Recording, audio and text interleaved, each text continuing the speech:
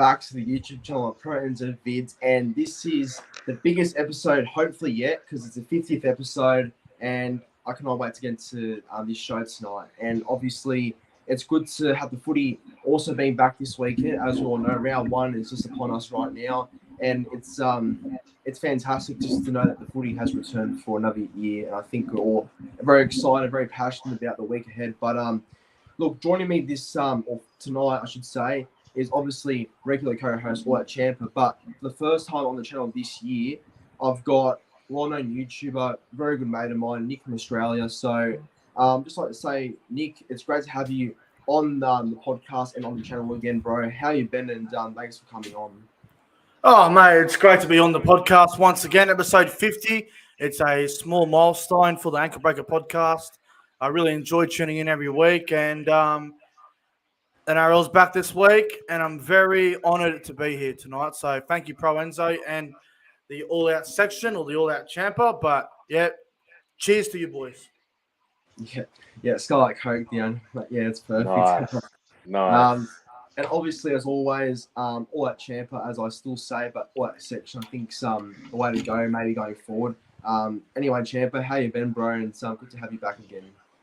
Yeah, I'm doing all right. Episode 50 of the Ankle Breaker podcast. I'm happy to be a co-host. This is All Out Champer from the All Out section. You guys can refer to me as that. Yeah. I'm still All Out Champer from the All Out section. Guys, episode 50. We've got a big episode ahead. Round one is just around the corner. Like and subscribe. You know, this live stream, this podcast, we're growing. We're getting bigger every single episode.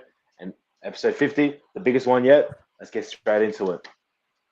Yeah, no, I couldn't have said that better. And yeah, the podcast hopefully this year reaches some better heights than what it did last year. So that's the aim. That's the aim. But yeah, look, obviously this episode is going to consist of a lot of NRL topics that have happened the past couple of weeks, because we've seen that a lot of things have came out, and you know, it's interesting sort of rumors and interesting sort of headlines have been made. So we will touch on most of that, but we will also like talk about round one and sort of just give our quick thoughts on it. Like no tips, obviously, because you know I think all our tipping videos will be on Tuesday, Wednesday, so that's the right way to do it in my opinion. But we will just give a little talk and some bold calls for the round one ahead. So that's all we'll do so far.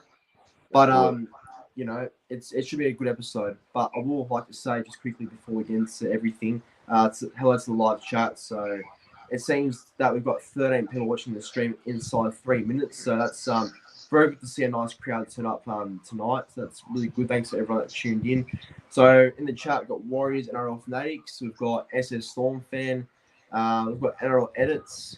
CJ Moxley, Jacko here, Jason Reader, Northern Viking King, AR Movie Edits, and yeah, that's it so far. But anyway, that's a great crowd, good turn up, and it's perfect because I think you know the build towards round one, it should be big anyway, with people turning up and seeing all the previews and all the hype going towards this first week of footy back. So it's a good turnout. You know, it's great to see everyone has tuned in. But boys, we will get into the very first topic of the show. So it's more of something that I added in quickly because I want to get your thoughts on this, because it's crazy and hectic that how it's all blasted out like this. But first of all, Luai versus Cobbo.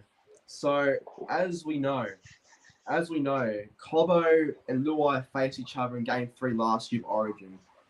And what happened was that, I mean, yeah, we all know what happened, but obviously Luai sort of stood over Cobbo while he hurt his neck and got an injury.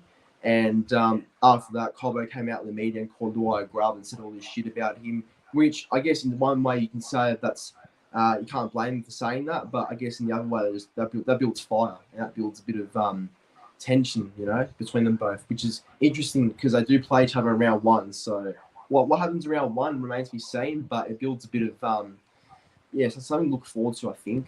But you know, Luai hit back and he sort of just said that, you know, it's on round one. That's what his message was. He said it was on round one. You know, he knows what Cobbo said about him. He's well aware of it, and I think, like I said, round one's going to be a blast if anything. But I'll start with you first, Nick. For what you've read about what Luai and Cobbo have said to each other, like what they've both slandered about and stuff like that. What's your general thoughts about it? I mean, I know it's all rubbish to talk, but like, what do you make of it in general? Well, there's so much fake news going on with this whole situation. There's a lot of media beat up. There's a lot of there's just a lot of fake news in this whole thing. Overall, all I'm going to say is let him go. It's on Friday night. They're playing at Penrith. Penrith just got beat by St Helens in the World Club Challenge. They want a fast start to the season. Brisbane, they've had their off-field issues. They look ready to go. That Cobbo is going to be playing fullback, so expect Luai and Cobbo to clash a few times when Cobbo, when the Panthers kick downfield and Cobbo gets the ball and he runs, I reckon he might be going at Luai a couple of times. So expect them to clash a few times throughout the game. It's player versus player. It's something that we need in the game. A player rivalry, we need something like that to happen week in, week out. It's about time players started calling out other players. This guy's a grub. Yeah. I don't like this guy. Blah, blah, blah. I'm going to shut him up on Thursday night, Friday night, whatever, Sunday arvo. It's about time players started bashing players because it makes the game more interesting and it gives you a reason to tune in. It could be round 23 of the NRL. It's 15th versus 8th. No one cares about 15th. 15th players could come out and say, yeah, the 5'8" in team 8th on the ladder is a flop, is a loser of a play, career's a failure, blah, blah, blah. Brings something interesting to the game. Gives you a reason to tune in. So let them go. I can't wait for it, actually, Friday night. Let them go. Let them go, yeah. I think that's what should really happen, I think. But knowing the media, they're going to sort of go on about it for longer than what it should. So that's the worry I have of it. A lot of fake news. Yeah, fake news, exactly. That's the best quote I've heard. Champa, obviously, you've probably seen what's happened between Luai and Cobbo as well. It's crazy, isn't it? And what do you think about it? Like, are you looking forward to the Broncos-Panthers game now only because of this? Mate, I'm all in for this. I am I love drama and like player banter like this between players. And I think this is amazing. And it hypes up the game. It hypes up round 1 between Panthers and Brisbane. Obviously, Cobbo's got a bone to pick with Luai. Him being knocked out and Luai to stand over his unconscious body and basically call him weak and piss poor and stuff like that. Luai, we all know Luai. He has a loud mouth, and obviously people want to shut that mouth up. So I think Cobbo's probably one of those people that wants to shut up Luai, and I think this is amazing. And it, like what Nick said, we need more player rivalries. We always talk about team rivalries, but we never really talk about player rivalries. And I think that's something that needs to grow. Players, having to guard each other, calling each other out. This is what builds the game. And, it's bringing tension to this Penrith-Brisbane game. We mainly thought Penrith were just going to roll over Brisbane pretty easily. Now there's something to look forward to. Luai versus Cobbo. Cobbo takes the run from the kick return. He's probably going to run straight at Luai. And if Luai makes a line break, I guarantee Cobbo's going to make sure to not let Luai through. So I'm all in for stuff like this. Builds up the tension, builds up the game, builds up the rivalry. Mate, I love it. And there can be a bit of media overhype. We all know the media. They like to really blow things out of proportion. But I think the tension's still there between these two players. I think these two players generally do not like each other, and we're going to see it unfold again in this game between the Panthers and the Broncos. I'm all in for it. Yeah. Nick, were you going to say something just then? Oh, I was just going to say Fox Sports and Channel 9 have been making this probably a bit more notable than what it should be. Cobbo said something. Luai said something the other day. Just let him go Friday night. Until then, just look forward to it. Yeah, 100%. No, I totally agree with both opinions there. But I'd like to say just quickly hello to the Wobble and Joel Sports Channel, a.k.a. Sam Revel. It's good to see you in the live chat, brother. How are you? But, Sammy Revel. Look, I'll see him in 2 weeks. Broncos, Cowboys at the Suncorp. Oh, yeah, your vlog and his vlog will be crazy then. I'm gonna have to buy him a beer at the game and get on the piss after the game. Oh, That well, was good. can't blame one bit if that's the case. But no, look, honestly, I think what it does is it builds hype. Like it builds hype. It gets the fans interested, both player rivalries and stuff. I think it's the shit talk we need. It's the talk that we need to like build. I guess build an interest of the contest coming up. But it's not so much the contest. It's more about the players. And I think that's what drives the fans to watch the game. So this is why Luai and Cobo and their stuff going on is important. So yeah, I agree. I think it's great it's happening, and we'll see what happens at the end of the game, I guess, between the two. Now we will move on to the round one talk. So like the mini preview, not tips, just a little preview and what we think about the games coming up. So I'll get that up, and I'll get just the banner before back up as well.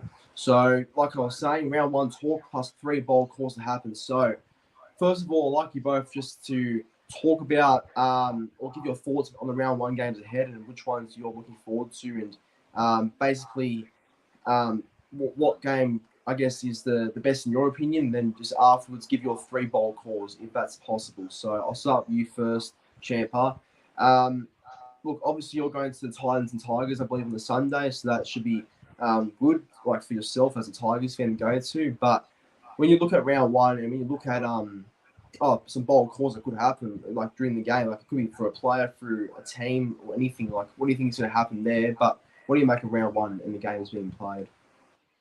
Well, I think this is a very anticipated round one season opener for the NRL. We started off with an amazing clash between the Parramatta Eels and the Melbourne Storm. You know, I genuinely think this is building up to be, I wouldn't say a rivalry, but just these two teams constantly having pretty good games within each other. And I think it's going to be cracker to see these two teams play. They're two teams that, have been affected during the offseason. They've lost some players, but they've also gained in a few. Dolphins, the big one. I think this is probably one of the talk of the town in terms of round one, to see how they match up against the Sydney Roosters, a Roosters side that signed very well during the offseason and had a fairly okay preseason, unlike the Dolphins, who were below average, in my opinion. So it's going to be interesting to see how that goes. South Sharks, is Hines going to play? Is Hines not going to play? That seems to be the talk right there. He's ruled out, actually. He's ruled out. Oh, well, he's ruled out. So, that makes the Sharks a bit less in attack and defense, and gives a lot of momentum to Souths. And of course, my team, the West Tigers. I'm going to that game. I think we played well in the preseason trials. And the Titans, I'll give it to them. They were all right in the preseason trials as well. So, for a game that some might think would just be a bit of a bludge, I think it's going to be a bit anticipated. I think it's going to be a fairly good contest. So, what I make of round one, I think it's going to be very interesting to see how certain teams play, and of course the Dolphins. I really am interested to see how they play. I'm excited. I'm ready for this season to start. Yeah, I know it's like straight off the bat sort of thing, but if it's possible, have you got any bold calls to make across the weekend? Like it says down below, 3 bold calls to happen during round 3 bold. one. Yeah. All right. Yeah, I'll give some bold calls. I reckon the Dolphins will have a close contest against the Sydney Roosters. I reckon it's going to be I'll probably say a 1-12 game. So that's one of my first bold calls. My second bold call is I reckon the West Tigers. I reckon we can really damage the Gold Coast Titans, and this is me trying not to be biased here, but I reckon we can put 20 plus points on them. So that's my bold call right there. And I think another bold call. Look, no Hines. And I think Souths, they've had an amazing preseason. I'm tipping Souths to put. I'm tipping Souths to for a 28 plus game. Yeah, I think they'll smash the Sharks. Yeah, so that's my bold call. Yeah, it's a big loss. And I'm backing Souths big time this year, and I think they'll get close to the 30 mark. when it comes to taking on the Sharks. I'm not too high on the Sharks this year.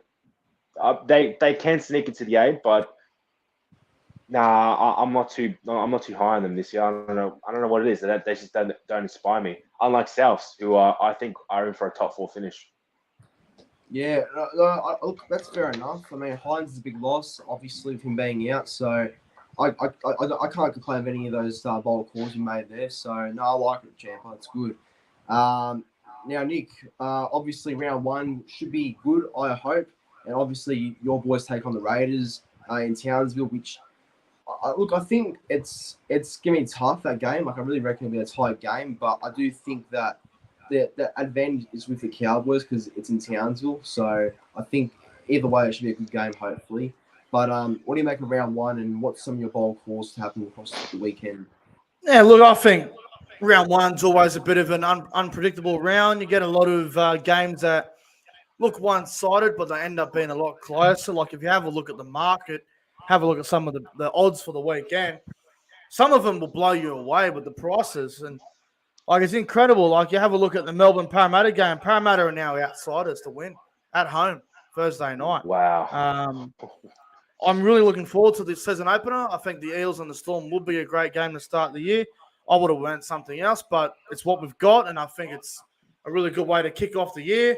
Friday night's a little bit underwhelming. Warriors and Knights is whatever. Penrith and Brisbane, I mean, you'd expect Penrith to win, but you just don't know. My favourite game of the weekend is actually the Manly Seagulls and the Bulldogs. I am so excited for this game. I believe it will be the game of the round. I have no idea who I'm picking. Out of all my predictions for the weekend, that's the one game I still do not know which way to go. I think it's the hardest game of the weekend. I'm looking forward to the Cowboys game. I'm really looking forward to seeing how we go. Not really any injuries at the moment. I think the only one that's going to be out is probably Hill and Lukey. And I think Jajeski or Hess will start on an edge early on. So that'll be interesting to see how that goes. I think the Raiders are extremely underdone here.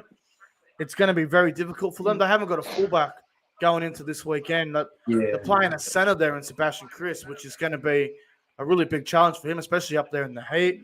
Cronulla South was my favourite game until a certain Nico Hines went down injured. I still think the Sharks will definitely a big chance of winning, but I just lost some points there with Nico being ruled out. Obviously, Dolphins, Roosters, the TV ratings will be high for that. That'll be big.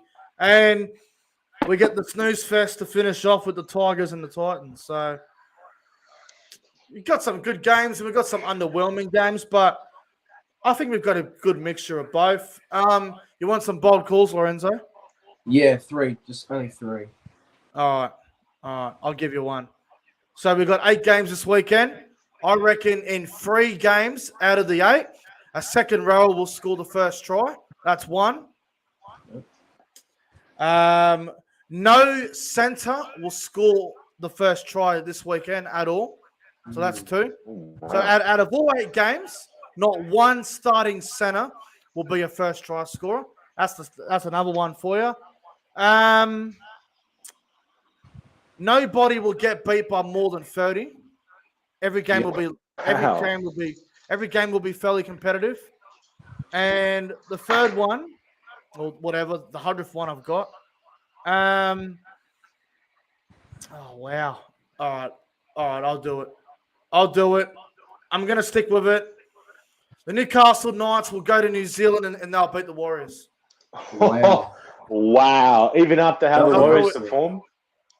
I don't care about the Warriors. I reckon the Knights will go to New Zealand and win. Oh, Fanatics is livid right now. Yeah. See, the thing is, right, both sides have got a new spine, lots of new combinations. If you're going off trial form, the Warriors spine probably looked a bit more settled than the Knights. But trial form, you can't take too much out of it. And my biggest concern with the Warriors is Sean Johnson.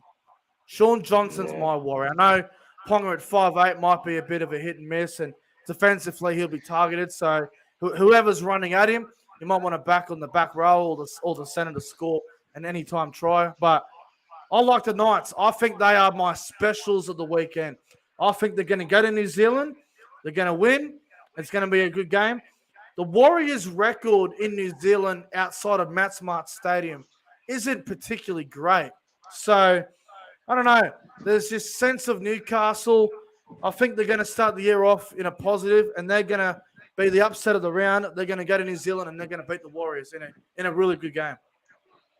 It's a big call to Oh, make, I mate. mean, that is bold. I mean, I'm not gonna lie, that's pretty bold. But I think in that game, like in particular, Warriors and Knights, that's a game that can go either way. Like literally, that's another one that's like a toss of a coin type game. So yeah, I don't mind that. But yeah, I mean, the other one I'm pretty interested in is like how no center will score. Like that's a bit of a shock to me because usually a center scores every week. So yeah, that's I mean, I don't mind that. If it happens, that's a crazy prediction, but if it's correct, it's good. So I don't mind that at all. But We'll see.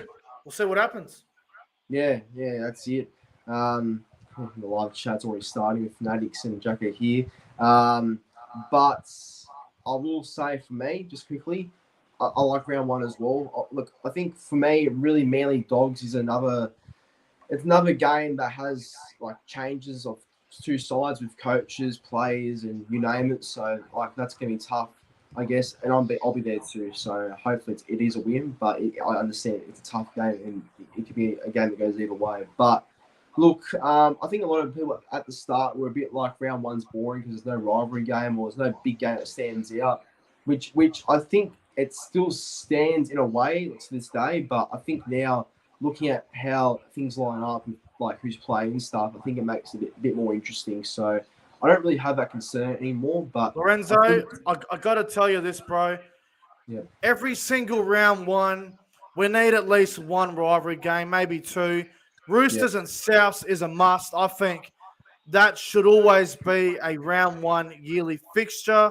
And the other one, Broncos and Cowboys, bro, you're selling the joint out round one because it's round one. Imagine if you had Broncos, Cowboys, Friday night at Suncorp. You're selling the joint out. I guarantee it.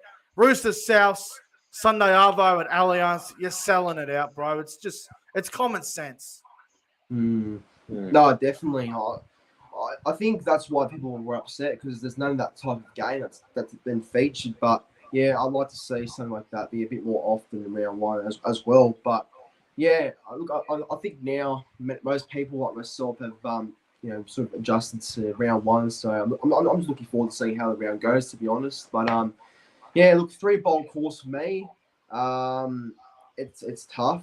It is tough because I think anything can happen when both sides do play. But I will say this in the Eels Storm game, I reckon the first try scorer of that game, and he should play because obviously he's one of the starting players. But I reckon Elias Katoa will get the first try for Melbourne. That's a bold call. That's a bold call for me. I reckon he'll score first. The other bold prediction is that I think in the Tigers-Titans game, no team will score higher than 20 points. So, oh, God, we're in for a snooze fest. Yeah, I mean, if that's the case, then it might be a snooze fest after all. But yeah, no one's going to score higher than 20 points, in my opinion. It might be a really low-scoring game. And my final prediction, I think, will be in that Sharks-Rabbitohs game. I'm predicting it will go to goal point. Like, despite Hines being out, I think we'll go to goal point. I just think that, at Shark Park, I think when the Sharks, start the season there, I think, they'll want to play well with the fans and open the season up at Shark Park well. So, I mean, yes, it's an advantage now that Hines out and Souths have the bigger advantage because he's out. But I do think that it will go down to the wire still. I really think it will be. It may not be goal point, but I'm predicting it to be a 1-5 sort of margin at best. So I reckon it'll be a close game either way. Now we've done that, we are going to move on to some of the topics I've put up. So, look, during the week or the weeks before, there's been a lot of speculation and talk with players, moving clubs, and other big headlines. So I've actually added in 5 topics that we're going to talk about after that wrap up the show. But yeah, these are ones that are just like intriguing to me because it's been in the media for a while. It's breaking type news, and I just want to get your thoughts on it. So, obviously, topic number one, right there, says that Tom Flegler has gone to the Dolphins, which was confirmed on Sunday, and then Spencer Leniu, who just got confirmed today that the Panthers are releasing him at the end of the year. It's most likely he's off to the Roosters. It could be the Bulldogs, but I think the Roosters is the strongest rumor at the moment. But I'll start with you, Nick. So obviously Flegler's confirmed to the Dolphins, but Leniu is not confirmed to the Roosters yet. So what do you make about the Flegler going to the Dolphins signing? Do you like it or do you have an issue with it? And then with Spencer Leniu, if he goes to the Roosters, do you think it's a big sign for them, in your opinion? Well, see, Thomas Flegler's only gone to the Dolphins because of money. In my opinion, he's been offered $800,000 to go to the Dolphins. Way too much for a guy who's got a terrible history at the NRL judiciary, a guy that has a bad record at the NRL judiciary. Every time he goes to the judiciary for a high tackle or some stupid shot, he's always looking at 2 or 3 weeks because of his horrible record. So his discipline is terrible. So I think he's gone there for money, or Wayne Bennett, one of the two. Good on him for securing his future and getting a nice paycheck, but $800,000 for a forward like him is just crazy for me. He wouldn't even be a top 10 prop in the game, Thomas Flegler. So that's crazy money. And if he's going to the Dolphins, he want to bloody perform because the pressure's going to be all on him now in the forward pack if he's going to go join them. And Spencer Leniu to the Chooks. Yeah, not that surprised by this. We knew that he was probably going to leave Penrith. The money was too good. I thought he was going to Canterbury, but he's obviously going to the Chooks. Probably a smart career move, just to continue going from top 4 team to another top 4 team. I don't know why he went there, unless Jared Rodriguez-Hargreaves is retiring or he's replacing C.Y. Takiyaho. Then fair enough, but I don't think the Roosters need props. I really don't. Yeah. Look, I think with him coming, it must mean that someone's leaving because obviously there's talk that Curie might be gone at the end of the season, and same Hargreaves because he's going to be 34 this year, or he already is 34. So yeah, he'll retire in no time. But yeah, I think that's why they've got Leniu, because I think they need a bit more grunt probably with Hargreaves going. So I think it's a good pickup, but it's not necessarily a needed pickup, if you get what I mean. But it does bolster their pack, I guess, at best. But we'll see how he goes if that does happen. But it's yet to be confirmed where he is going. But Champa, just your quick thoughts on both Flegler going to the Dolphins and Leniu going to the Roosters. Do you like both pickups for both respective clubs, or do you think that there's an issue with one of them happening? Well, I'm still a bit confused with this Thomas Flegler going to the Dolphins. 800, yeah, I'm with you guys. That's a bit too much for a player who's not that well disciplined, and for a player who, look, I wouldn't say he's not bad, but in terms of other props, I don't think he should be on that kind of money. He brings good impact to the Broncos, but he's nowhere near the paycheck that Dolphins have offered him. So I'm not too sure what the Dolphins are doing here, but I will say to Flegler, I think he will become. I think he will break out more of a player at the Dolphins. I think he'll become more of his own player. But yeah, not a very strange move. The player who I think the Dolphins should have been looking at is who's going to the Roosters, and that's Spencer Leniu. I think this is a great pickup from the Roosters. Spencer Leniu, I think he's got so much potential to be one of the top props in the game. And to the Panthers, I don't know what they were thinking releasing him. He brings so much impact when he comes off that bench. He's one of their best forwards. And after letting go of Sombrero. Check the sombrero. Check the sombrero. It's getting bigger every single year. But look for the Panthers. After losing Kiko, you would think that they want to have more of a more security over their forwards, and now they've just let go of Leniu. So I'm not too sure what the Panthers are doing here. They've let go of a lot of players, But Spencer Lino to the Roosters, I think this is a smart pickup for not only the Roosters but for Lino and his career. He's gonna really break out as a player, and I'd even make a bold call as I'd say, from 2024 onwards, I think he could be a top 5 prop in the game. You've heard it right now. Spencer Lino can be a top 5 prop in the game. I've said it. What? Yeah, well, that's a big call to make. Yeah, I mean, he wants to start. I think that's why he's mainly leaving, because he must be going to a starting spot at the Roosters, which I'm guessing their starting props might be Lanu and Collins in 2024, or Lodge or Linu. But in the chat, actually, Jacka here has just reported that Knights are rumored to be willing to pay overs to get Lodge. So how true that is, I'm not too sure. But yeah, I mean, I think Linu wants to start, and I think Roosters will give him that. So that's probably another reason why he went there. But again, it's another Penrith junior leaving. They've lost Crichton, who's a junior. And now Linu, who's obviously from the area too. It's just, yeah, I don't know. I know Penrith will keep producing good rookies from the area, but yeah, losing a bit, aren't they? Yeah, I'm kind of confused with Penrith right now. They've lost a lot in terms of not only starting players but juniors as well. Keep in mind, Isaiah Qatar, the player that's probably going to be starting for the Dolphins, was a former Penrith junior. So it shows that Penrith are just willingly letting go of these players. Boys. You think the ship's sinking? You think? Oh, that's a big call to make, Nick. They have won the last 2 premierships. They have been an incredible dynasty over the last couple of years, dominant. And you know what's happening now?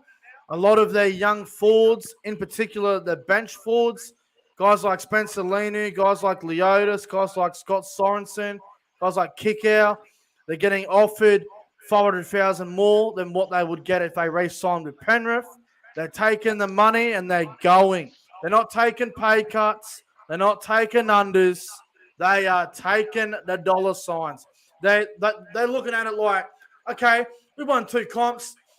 Show me the money and I'll join you. And that's what they're doing. So the sink is slowly sinking. Good riddance. Yeah, that's a good way to put it. Good riddance. I guess so. Yeah. Well, anyway, it's interesting because it's hard to know what Panthers will do now with him going and a few others going as well. So we'll see what happens. But look, in my video about the Flegler signing, I already talked about that one. I've given my full thoughts on it, but it is a good signing. But yeah, overpaid for sure. But with Linu going to the Roosters, it's like I said, it's probably a signing that is not necessarily needed, but it does strengthen their pack in case Hargreaves goes. So I do think that both players will help their sides out, hopefully anyway. On to the next topic now, and this is one that I quite like, but there's some people that have an issue with it because of what happened in the past with him and the Bulldogs. But Sonny Bill Williams, SBW, he's back working with the club. I believe he's working with the players in some sort of coaching role. Like, I don't know what the role is actually, but he is working with the players in somewhere in the club. But yeah, obviously he's done a lot of successful things there, like won a premiership in 2004 there. He's obviously had a big part in their success in their last really dominant. So, I think with him, Andrew Ryan, Willie Mason there, I think that's a good sort of, and Marco Emilio too, that's a good sort of group they're building, I think. But I'll start with you, Champa. Sonny B. Williams is back at the Bulldogs. He's working with the players. I think it's the right, for me, it's the right step in the right direction. But what do you think about it? Yeah, I totally agree. I think it's an amazing decision it's an amazing step for the Bulldogs to have someone like Sonny Bill Williams. You know, we all know the resume with him. He's one of the best forwards in our game. He was one of the best forwards in our game. Even in rugby, if anyone's followed his career in rugby, he's considered one of the best in that kind of sport. So I think picking up Sonny Bill Williams as sort of a coaching role, I'm pretty sure he's working with the players. I'm pretty sure he may be running through some training drills as well. I think this is fantastic. You know, I think he can really help out some of the younger forwards there and really bring out their game. And as for, the beef that used to be between Sonny Bill Williams and the Dogs, him leaving to go play for the All Blacks real quick. Look, it's water under the bridge. All right, that was years ago. Yeah. I think they're both way past that, and they just want to build the club to be a top 8 team. So I think it's water under the bridge, and I think Sonny Bill Williams in the coaching staff, whatever role he's doing, I think it's fantastic. Yeah, no, well said. And look, I think him being at the club again, I think that's a right step in the right direction. I reckon anyway. Good for the culture. Yeah. Nick, SBW back in the Bulldogs. Do you like it? Do you dislike it? What do you make about him returning? This is probably the only topic for the show that I don't really give a shit about. With all due respect to the Bulldogs, if Gus Gould wasn't there, Sonny Bill wouldn't be welcome back. Let's be honest. That whole thing that happened a long time ago was a cloudy mess, and I still think there are a lot of politics involved with that, and I still reckon there are some people there that probably haven't gotten over it, to be honest.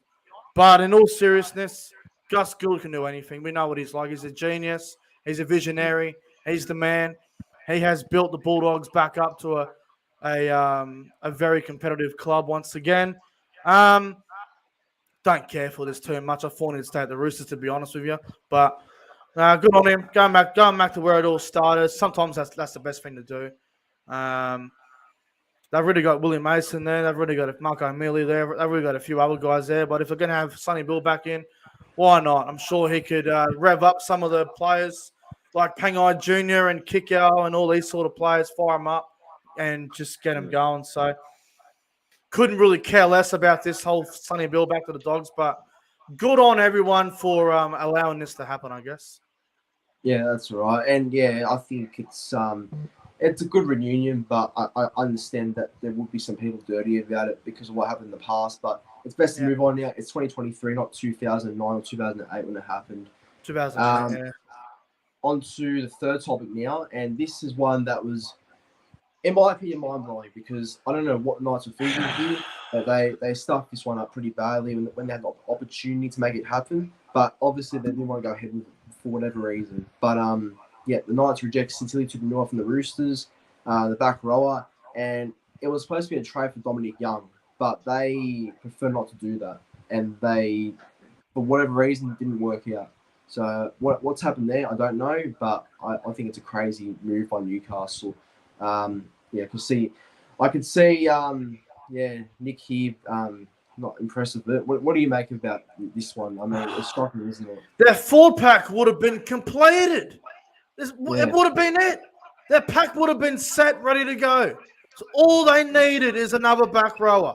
Their starting pack, Daniel and Jacob Saifidi. Jaden Brayley at 9. Tyson Frizzell, 1 back row. Santili Tupouniua on the other. Adam Elliott at lock. And on the bench, they've got fucking Kurt Mann. They've got Leo Thompson. They've got a couple, Lachlan Fitzgibbon, Brody Jones. They've got so many good fucking forwards. A second rower is all they needed. Tupouniua would have been perfect. I don't know how you stuff this up. Tupouniua and Frizzell in the back row is quality. Oh, it's crazy. It is quality. The Saifidi brothers are origin players. Adam Elliott is an underrated ball-playing forward. And then you bring someone like Kurt Mann off the bench with impact, with Leo Thompson and Lachlan Fitzgibbon and all these sort of players. Dom Young's going to the Chooks. We already know this. It's happening. Tupouniua's not back till May, probably around Magic Round time. It would have been perfect.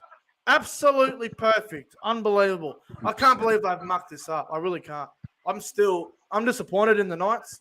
They should have done this. Would have been the perfect trade. But no, watch Newcastle get some downgraded young forward like Ben Thomas or someone like Fletcher Baker. Watch it happen. And I'm so disappointed. They stuffed this up badly.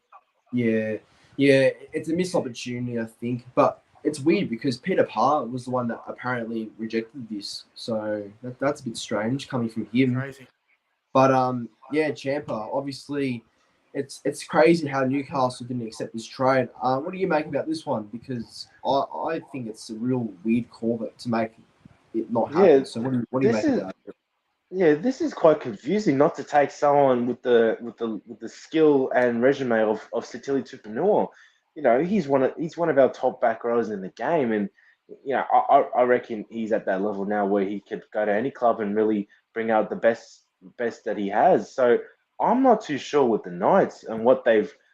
Oh, I'm trying to wrap my head around this. Why would you not want to take Sitili Tupanua? Like, what's the reason behind it? Like Nick said, your forward pack will be complete after letting go of players like Barnett. You would think you would want to pick up another back row.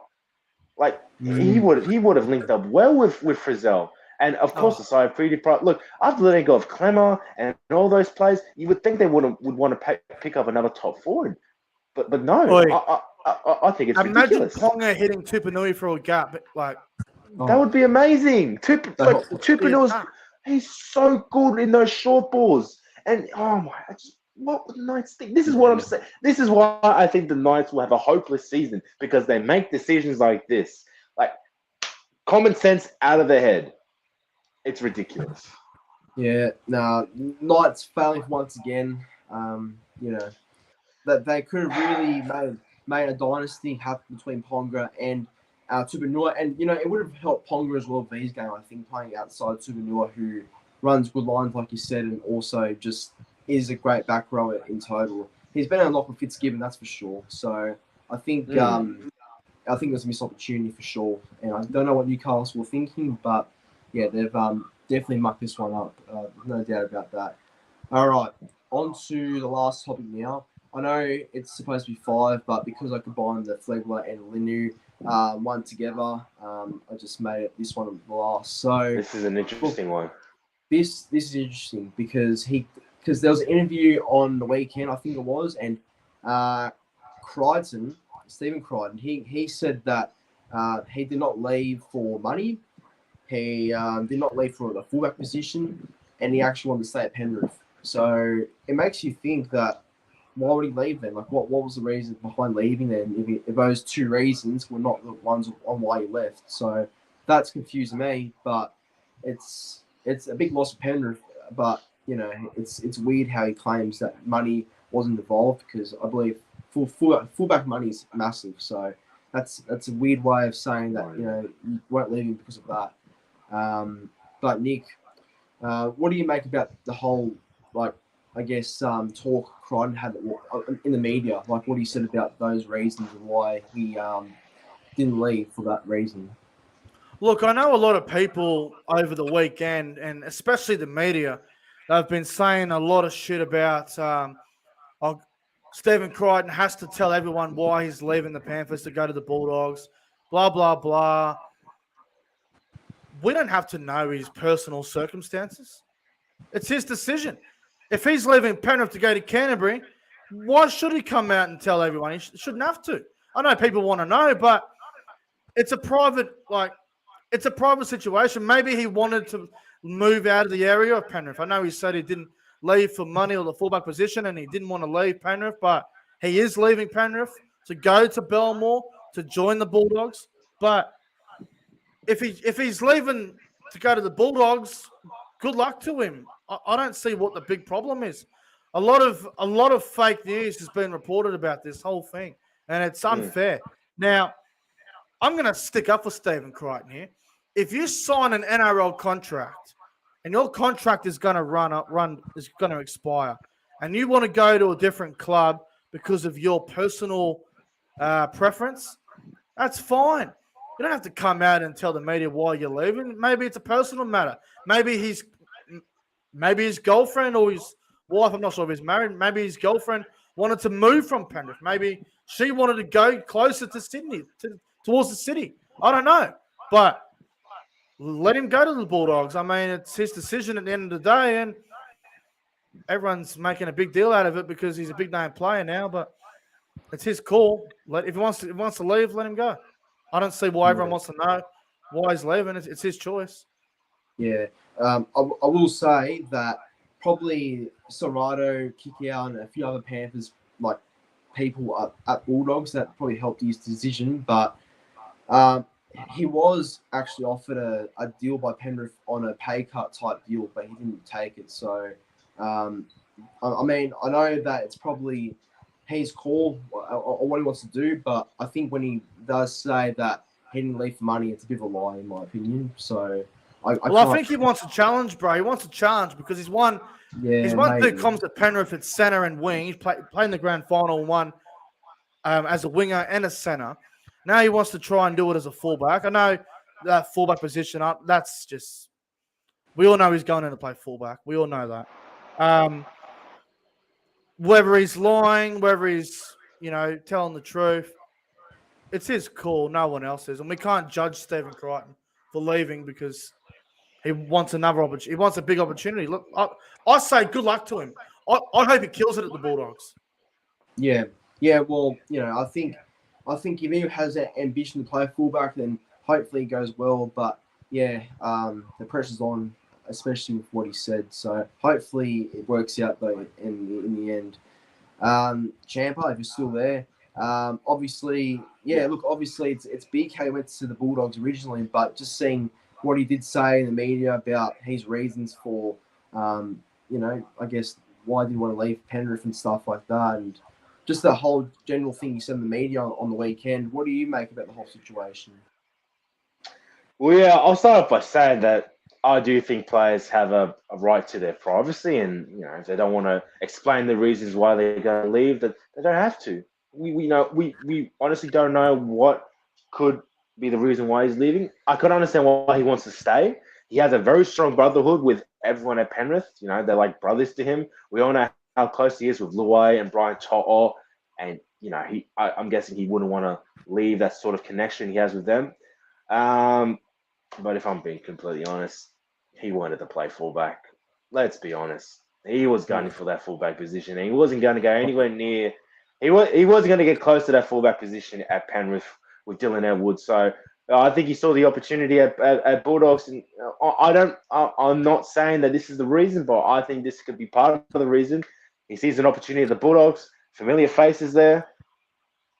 I think it's a deal. I think it's something that he would want to take. But he is in his right to not say why he's leaving. All we got to know is that he's going to the Bulldogs next year, and I think it's a good pickup for the Bulldogs. And I think Stephen Crichton, whether he wants to say the reason or not, perfectly fine by him. But if I'm being completely honest, he wants to play fullback. Yeah, well, that's why he left. Like, let's be real. That's why he chose that position, because the Dogs can offer him that position, and he wants to play this. So he's got the opportunity. The world's at his feet in 2024. So let's see how he goes, I'd say. But yeah, I think when it comes to like player media interviews, it's hard to, I guess, think on the top of the head, sort of think on what you want to say and stuff, because you don't think at the time when you do speak to the media or on a podcast, like we said before. So you don't really think straight away before you speak. But even though I think the reasons he said aren't all true, but he has a right to make the move, and I think he has a good opportunity at the Bulldogs. So it's all about just taking it with both hands and showing people that he is a fullback and can do the job. So we'll see how it goes. But yeah, it's another junior that Penrith lost, so it's big either way. But everyone, that does wrap up the Ankle Breaker Podcast episode 50. So look, I did say that this would be a good show, and this is probably hopefully the biggest one yet. And I think it's been a good show. We've gone through round one, we've talked about some of the biggest headlines going around in the game.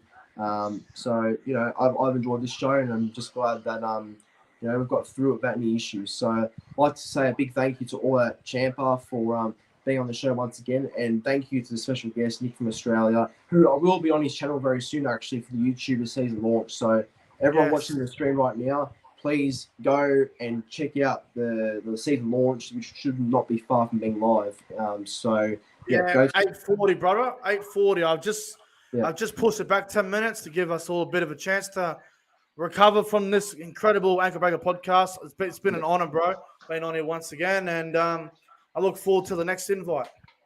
Yeah. So like I said, everyone go and go to the Nick from Australia YouTube channel, and we'll all be there to start the YouTuber season launch. So yeah. But anyway, thanks for watching. Please be sure to like and subscribe to this YouTube channel, but go and check out all that Chamber and Nick's channel as well. Both their channels are linked in the description down below. But as always, take care, and thanks again for another good episode, boys. Cowboys to win the premiership.